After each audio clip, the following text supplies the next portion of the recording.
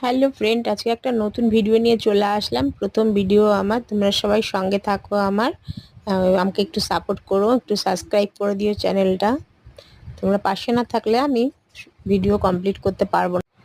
Hello friend, good morning.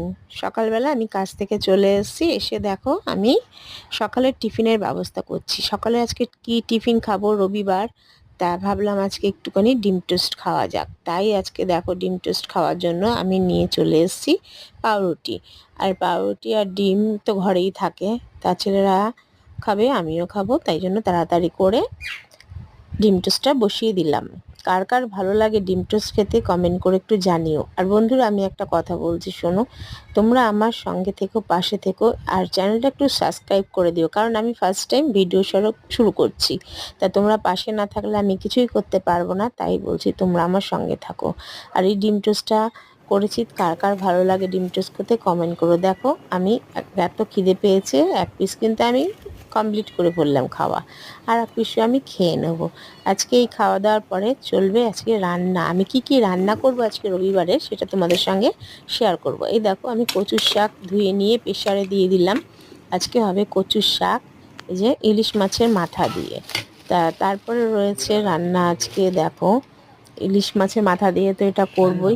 তারপরে তোমার কচুর শাক কার কার ভালো লাগে সেটাও একটুখানি আমাকে জানিও। কচুর শাক একটু প্রেসারে দিয়ে দিলে খুব ভালো, সিটি মারলে খুব ভালো সেদ্ধ হয়। তারপরে এই যে বার করলাম প্যাকেট থেকে, দেখো ইলিশ মাছ।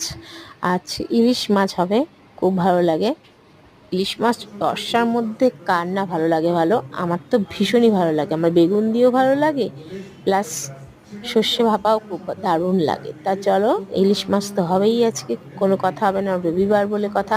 তারপরেও চলে যাব আর একটা মাছ নিয়ে।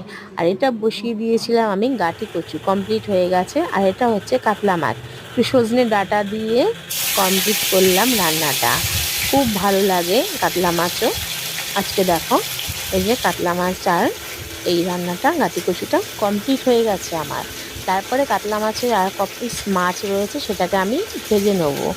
এই যে দেখো আমি কাতলা মাছগুলোকে ভেজে নিচ্ছি। এই মাছগুলো যদিও আমি আজকে করব না, এগুলো কালকে করব।